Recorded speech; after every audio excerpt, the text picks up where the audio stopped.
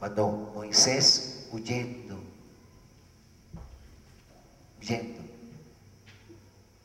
encuentra una zarza ardiendo, algo que él pues no entiende con la lógica humana, cómo aquella zarza se quema sin consumirse, arde sin consumirse, allí encendido ese fuego, afuera, y se acerca por curiosidad, y al acercarse escucha, siente que Dios le está diciendo: Moisés, quítate las sandalias, que el terreno que estás pisando es sagrado.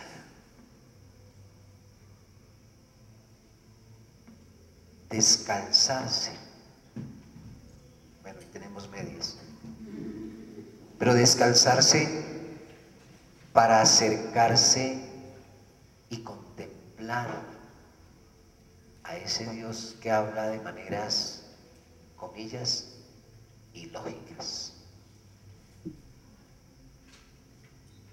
Como aquel catequista, como aquel hombre o aquella mujer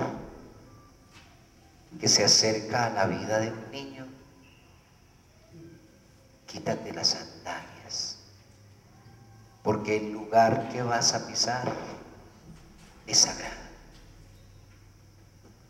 Quítate tus títulos, quítate tus prejuicios, quítate tantas situaciones con las que cargamos, a veces dolorosas, a veces muy felices, pero ante este misterio de Dios que se nos revela en esa zarza ardiente,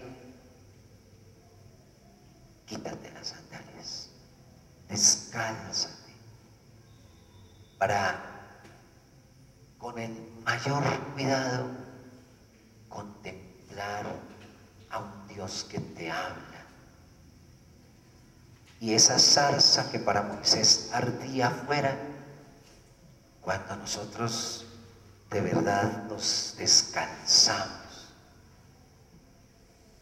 y nos disponemos, se convierte en una zarza que comienza a arder dentro de nuestro corazón.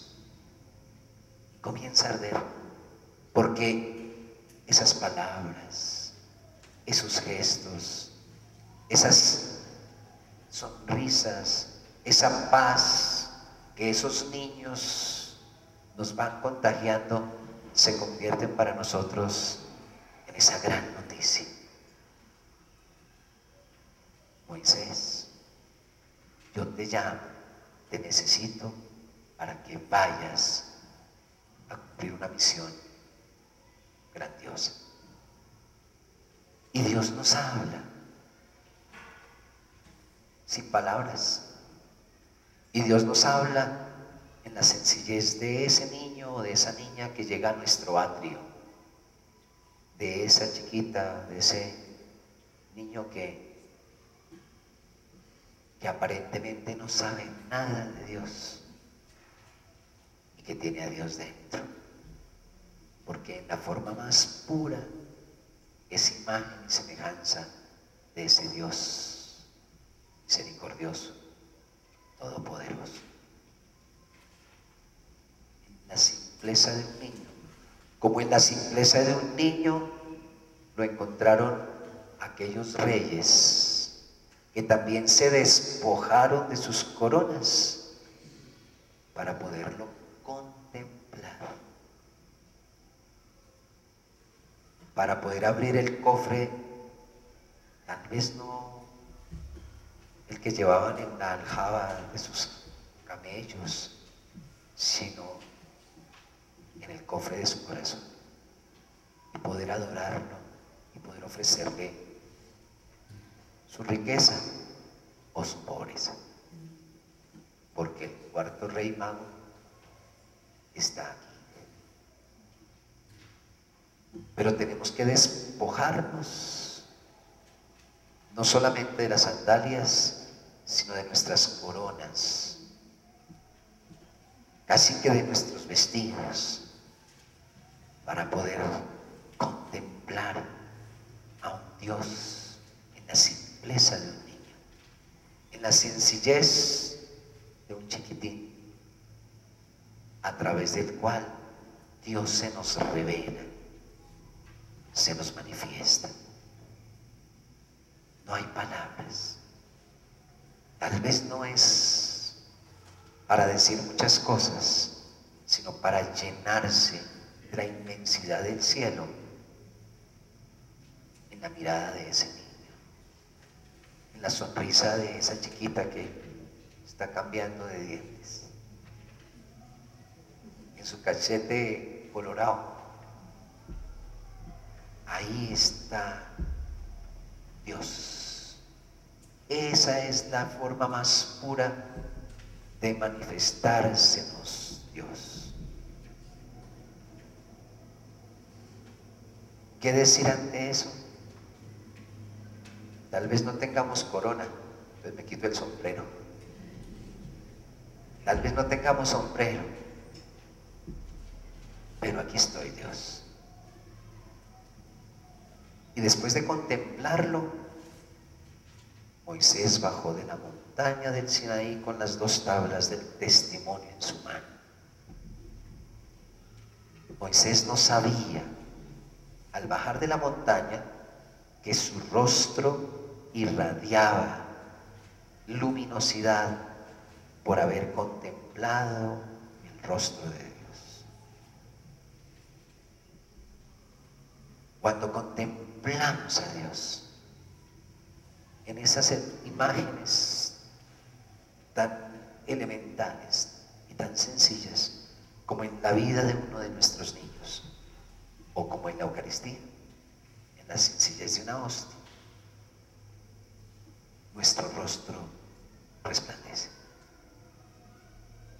No porque nos propongamos, sino porque es tan grande lo que arde dentro que brota. Es tan grandioso el misterio que tenemos dentro, ya no está afuera, está dentro. Y entró para quedarse en Emaús. Entró para quedarse. Y cuando lo vieron, lo contemplaron en el partir del pan, desapareció ante sus ojos. Pero su miedo y su cansancio y su agobio y su tristeza y su duelo y toda esa historia compartida se transformó en alegría, en gozo, en fuerza o en fortaleza. Y entonces ya los 11 kilómetros no fueron 11 kilómetros, sino fueron un paso para llegar a contarles a otros, tal vez sin palabras, porque hay cosas que no se pueden decir, pero encontraron que otros también lo habían contemplado, porque entró para quedarse. Y el fruto de una contemplación es que se queda dentro, pero no se queda dentro, sino que se refleja y se manifiesta en lo que hacemos, en lo que decimos, en cómo lo expresamos. Ese es Dios, así es Dios, tan ilógico y tan maravilloso, tan salido de nuestras cuadrículas, pero tan misericordioso. Ese Dios que es capaz de abrazarme y de arroparme en su corazón, a pesar de mis harapos, de mis equivocaciones, de mis errores. Porque alguien pudiera pensar, pero yo que soy tan pecador, pero yo que a Dios le he fallado tanto, pero si mi juventud, pero si tantas veces le he dado la espalda a Dios. Dios, ese Dios de brazos abiertos, que luego nos acoge como a esa ovejita para estrecharnos contra su corazón. Es el mismo Dios que nos ve venir y sale a nuestro encuentro.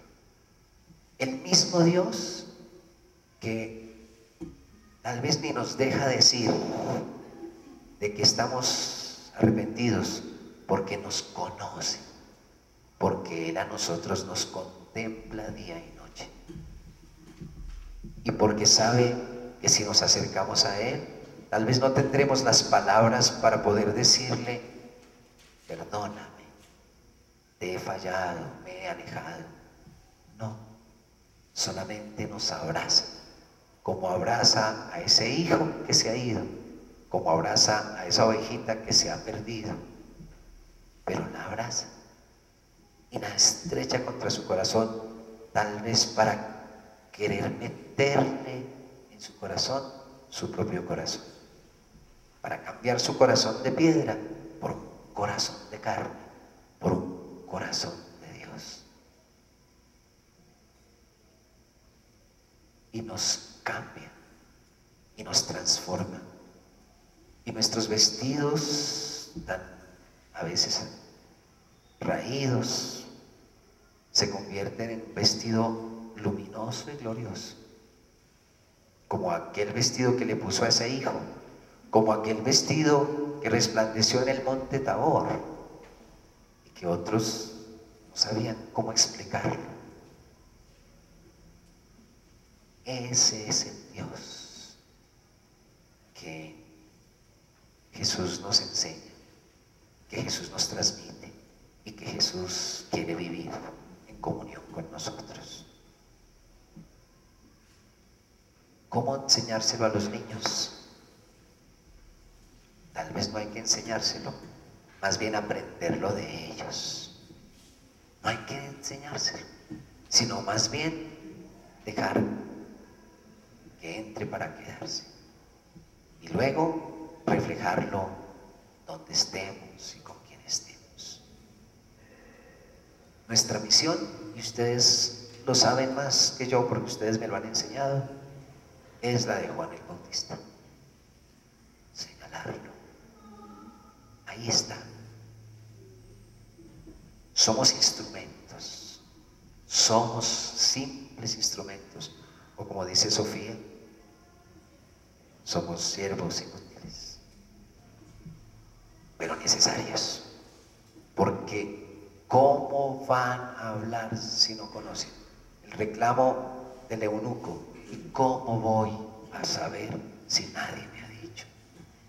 Y la experiencia de hoy nos enfrenta a esa triste y cruda realidad de encontrarnos con niños que nunca han recibido una palabra que les hable de Dios en sus casas. Lo sé en el colegio, lo sé en tantas partes en donde el Señor nos ha puesto niños o jóvenes que no han tenido la experiencia de alguien que les diga: Dios existe.